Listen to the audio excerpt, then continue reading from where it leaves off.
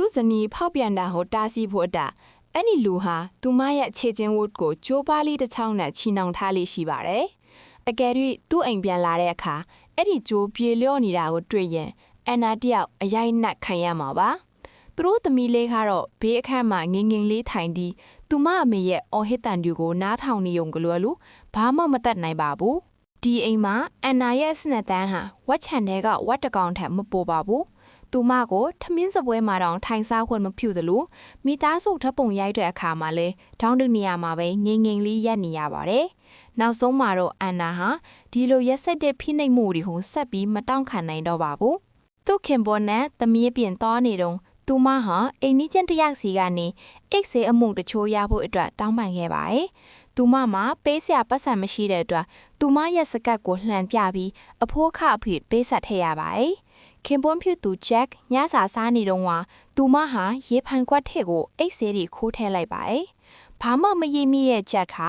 အဲ့ဒီရေကိုတောက်ပြီးနောက်မှာနှစ်ချစ်ချိုက်အိပ်ပျော်သွားပါတယ်။အန်နာအိမ်ကနေထွက်ပြီးဖို့ပြင်နေတော့မှပဲသမီးဖြစ်သူကလမ်းမှာရုတ်တရက်ပိတ်ရက်လိုက်ပါတယ်။ကောင်မလေးကတော့ရီကိုလူယူပြီးလွှမ်းပစ်လိုက်တဲ့အကျဉ်သူမအဖေကိုနှိုးဖို့ကြိုးစားခဲ့ပါတယ်။ကန်ကောင်းထောက်မစွာနဲ့ဂျက်ကအရန်အိပ်ပျော်နေခဲ့ပါတယ်။အန်နာဟာသမီးဖြစ်သူရဲ့လုပ်ရက်ကြောင့်စိတ်ပြတ်သွားပြီးတော့ရီကိုပြန်ကောက်ဖို့ကြိုးစားပေမဲ့သမီးဖြစ်သူကဘီယာပလဲနဲ့သူမရဲ့ခေါင်းကိုရိုက်ခွဲပစ်မှန်လို့ချင်းမြောက်ပြီးတကားဘောက်ကိုပိတ်ထားခဲ့ပါတယ်။သမီးဖြစ်သူရဲ့ပြတ်တောက်မှုကိုမြင်တဲ့အခါ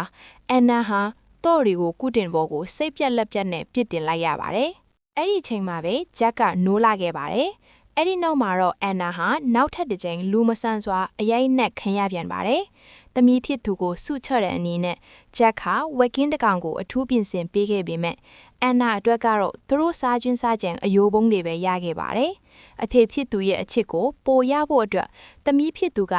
အန်နာဟာအိမ်နီးချင်းနဲ့အတူထွက်ပြေးဖို့ကြိုးစားခဲ့တယ်လို့မူသားစကားပြောခဲ့ပါတယ်။ဂျက်ဟာအယံတော်ဘထွက်သွားပြီးအန်နာကိုတောနတ်ထဲကတစ်ပင်တစ်ပင်မှာချီနှောင်ထားလိုက်ပါတယ်။အဲ့ဒီနောက်ကားပြင်မှုကူညီခန်းတဲ့ပုံစံနဲ့အိမ်နီးချင်းကိုတောဆက်ကိုလှည့်ဖျားခေါ်ဆောင်လာခဲ့ပါတယ်။အိမ်နီးချင်းအိမ်သားသွားနေတော့ဂျက်ကပျောက်ကွယ်သွားပြီးအိမ်နီးချင်းကတစ်ပင်မှာချီနှောင်ခံထားတဲ့အန်နာကိုတွေ့သွားပါတယ်။သူကြောင်တောင်နဲ့ဖစ်နေတော့မှလေဂျက်ကခြုံကိုတိုက်ခိုက်ပြီးတတိလစ်သွားအောင်ထိုးနှက်ကန်ကြောက်ခဲ့ပါတယ်။ဂျက်ကအဖြစ်တင်ရမယ့်ဇနီးကိုအဖြစ်ပေးဖို့အန်နာစီကိုမထီမဲ့မြင်စွာလှောက်ရှောင်လာခဲ့ပါတယ်။ရုတ်တရက်အိမ်နီးချင်းကတတိပြန်လာတော့ဂျက်ကိုနောက်ကနေလေပင်ညစ်ပြီးမြေကြီးပေါ်ကမှန်စိတ်ချားနဲ့ဂျက်ရဲ့လေပင်ကိုလှိဖြတ်တပ်ပစ်လိုက်ပါတယ်။အထောက်ထမ်းဖျောက်ဖြေဖို့အတွက်အိမ်နီးချင်းကဂျက်ရဲ့အလောင်းနဲ့ဆိုင်ကယ်ကိုရေခမ်းထဲကိုတွန်းချလိုက်ပြီးဘာမှမဖြစ်ခဲ့သလိုအန်နာနဲ့အတူအိမ်ပြန်လာခဲ့ပါတယ်။နောက်နေ့မနက်မှာသမီးဖြစ်သူက